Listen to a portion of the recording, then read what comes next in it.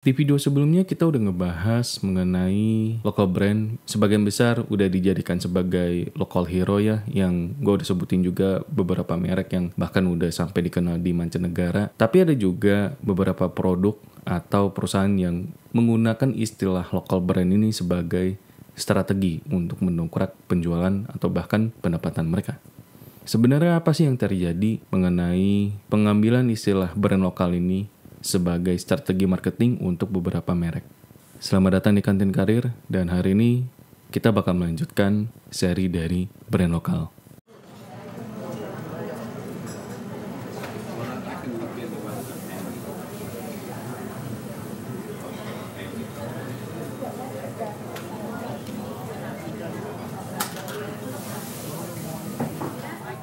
Kalau kita lihat, kenapa kok ada beberapa produk lokal yang mungkin kesannya kayak kita tuh harus bangga banget sama merek lokal Indonesia.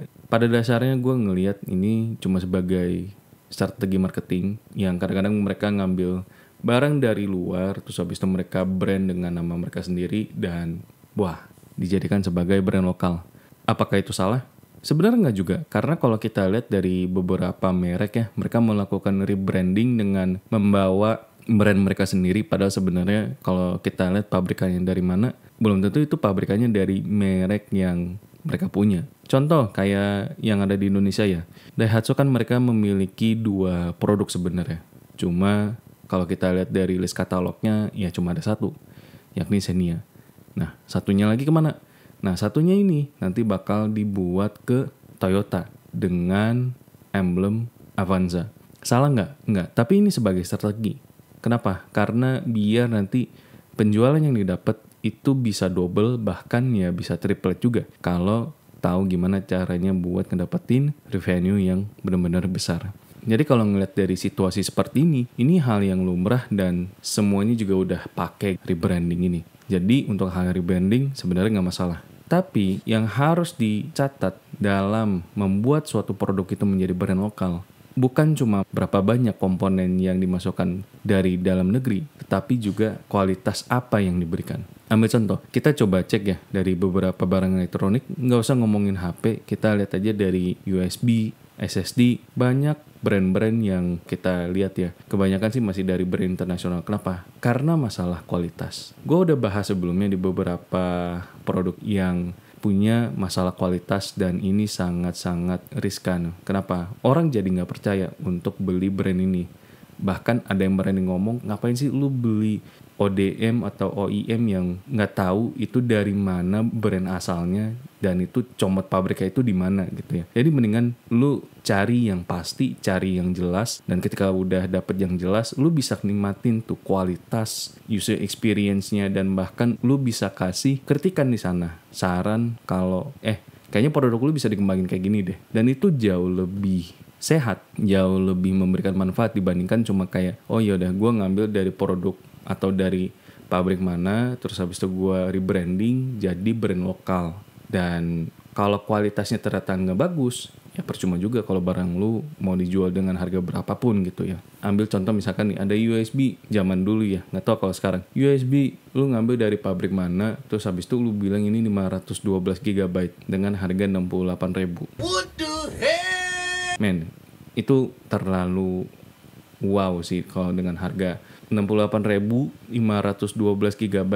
Enggak deh, sorry, itu kayaknya penipuan banget. Gue mendingan ngambil dari merek internasional, gue nabung atau gue cicil gitu ya. Tapi brandnya jelas, produknya bagus, dan juga selalu mendapatkan user experience yang terbaik. Dan itu yang menurut gue seharusnya dari perusahaan ini, mereka juga paham kalau oh ya gue gak bisa nih neken harga cuma biar bisa dapat revenue yang lebih. Apa yang seharusnya dilihat ya, atau yang mungkin seharusnya ditingkatkan?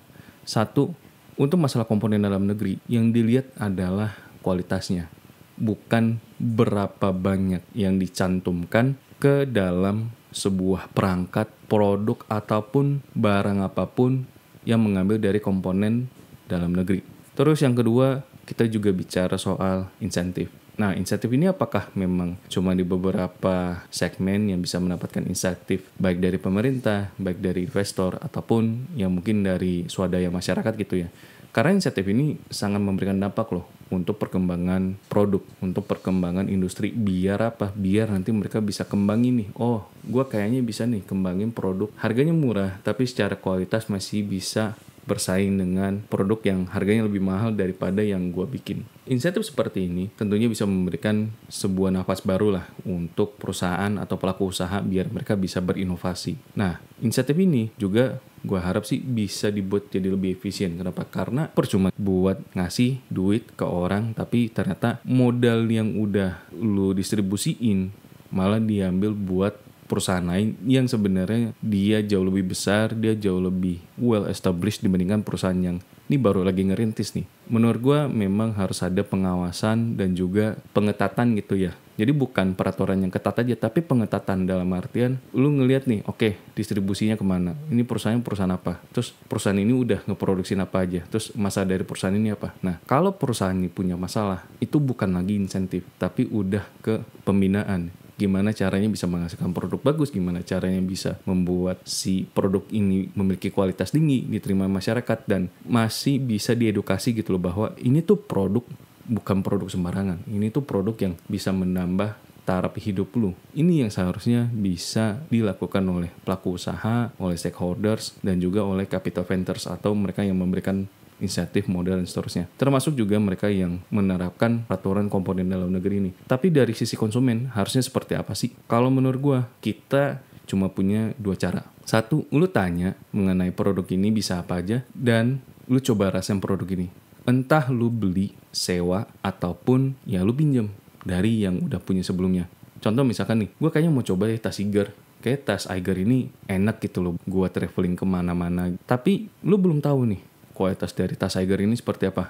Nah, lu coba tanya ke beberapa penjual atau mereka yang punya etalase gitu ya, yang gue mau coba dong, gue mau pinjemin, atau coba dong, lu bisa nggak pinjemin tas Iger itu ke gue, biar gue sekalian bisa review dan gue juga tahu gimana experience gue nih bawa tas ini, apakah emang enak untuk dijinjing atau harus ada perbaikan produk lagi. Nah, ini kan jadinya industri atau perkembangan produk itu bisa menjadi lebih baik, bisa memberikan user experience yang jauh lebih layak dibandingkan dengan yang ada sekarang ini. Dari situ, dari lu menanyakan produk dan lu mencoba produk. Mencoba itu bukan cuma beli ya, tapi juga ada sewa atau lu pinjem gitu ya. Ya pinjemnya dengan bijak ya, bukan pinjem terus habis itu lu ambil.